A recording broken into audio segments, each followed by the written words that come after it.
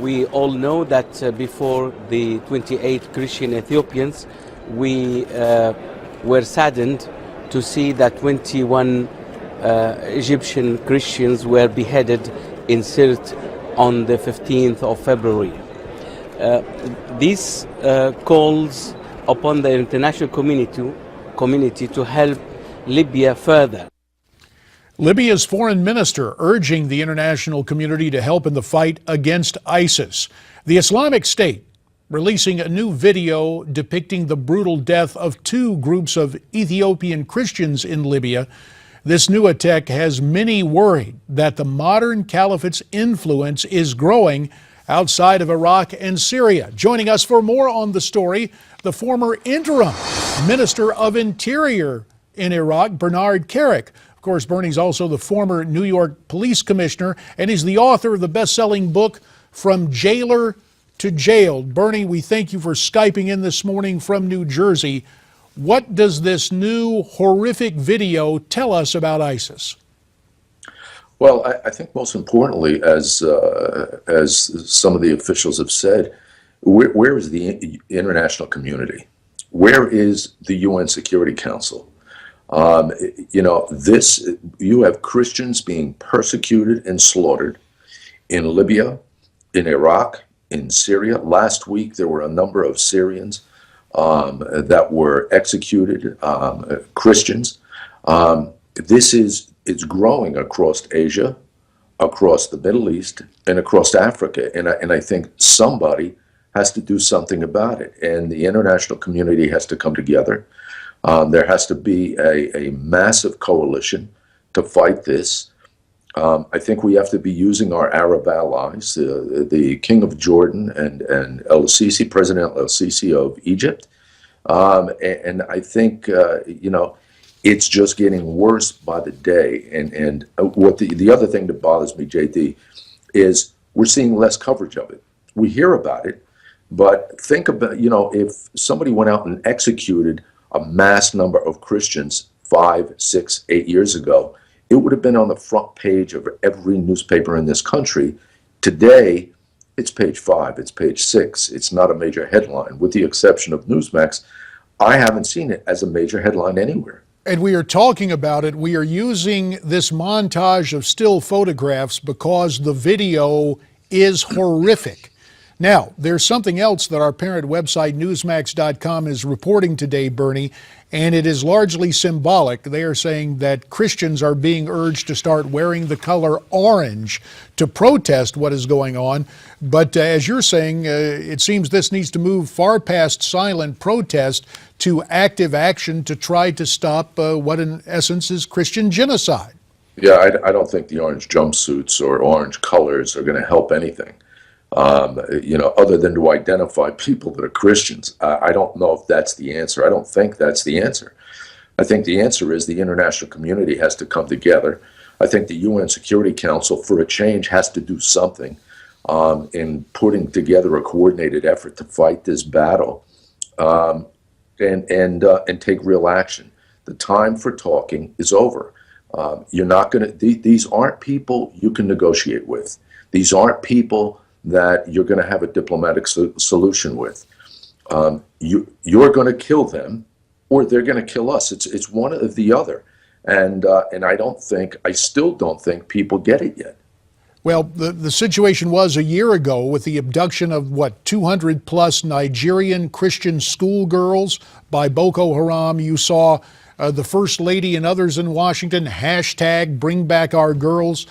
Have you detected any type of response to the killing of Christians by President Obama and his staff? Well, I mean, look, I can't say what they're doing. I'm not in Washington, and I don't have some of the intelligence they have. But actions speak louder than words, and right now people are just talking. I don't see a lot of action. Nobody does, and that's the fear, because every day we see in different arenas, whether it's the Ethiopians, whether it's the Syrians, whether it's the Egyptians, the Coptics, these people are being mass murdered, persecuted for their faith, and I think it's wrong, and it's and it's growing. I mean, you look at the training camps, the ISIS and ISIL and Al-Qaeda training camps, they're growing all across northern Africa right now. This has to be stopped, and it has to be stopped quickly. Let's go to Iraq, a nation you know very well, having served as the interim Interior Minister. Last week, the chairman of the Joint Chiefs, General Martin Dempsey, said the city of Ramadi is not symbolic in any way. Some military analysts say that if Ramadi goes to ISIS and other Islamic terrorists, basically Iraq folds with it. Would you agree with that? I would, based on what I know and what I've seen in the past, I would pretty much say that would be the case. You know, and I don't know, I don't want to be in a position where I'm taking the general's, his statements out of context. But I think Ramadi is important, Fallujah is important, Tikrit's important. All those major cities are important strongholds that we have to have, you know, some sort of power in. You know, the Iraqis have to have power in. The Iraqis have to make sure they keep control of. So I don't see, you know, I don't know what the general, what his overall comments were, but the fact of the matter is, I think it's all important. Iraq falling means a more powerful Iran. Iraq falling means a more powerful ISIS in this radical Islamic movement. And it can't happen. It should not happen. Bernie, in the 2 minutes we have left, let's go to a story that caught our attention over the weekend. The FBI, the Federal Bureau of Investigation, and the Justice Department announced that nearly every examiner in the FBI's hair match unit gave flawed testimony against criminal defendants in the past 2 decades. Now, they went on to stress that other evidence was not questioned in terms of its accuracy. But what do you expect now in the wake of that admission? Do you think state authorities and the courts are going to throw some of the hundreds of cases out, or at least put them in doubt?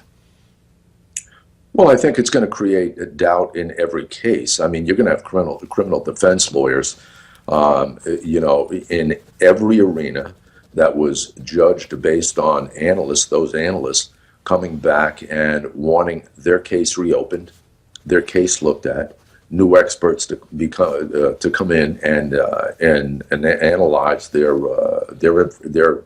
case. I think the FBI director will have to look at this in a much broader perspective, because it creates doubt in the whole system, and that's a problem. 30 seconds left, Bernie, to get your take on the headlines we're getting this morning. It led our update of the notion of the arrest of a total of 6, perhaps ISIS involved people here in the United States, in Minneapolis and San Diego. Is ISIS in this nation? Last 30 seconds for you, Bernie. Yeah, JD, listen, you got to be naive if you think they're not. It's not only happened out west in this last couple of days. Brooklyn, Philadelphia, other places around Ohio, it continues to grow. Social media, the internet is recruiting these people, and it continues to grow. And if you don't think it's here, you have to be really naive or just plain stupid. Bernie Kerik, we thank you for being here, the author of the best-selling book, From Jailer to Jailed. Thanks so much for your time. We're coming back.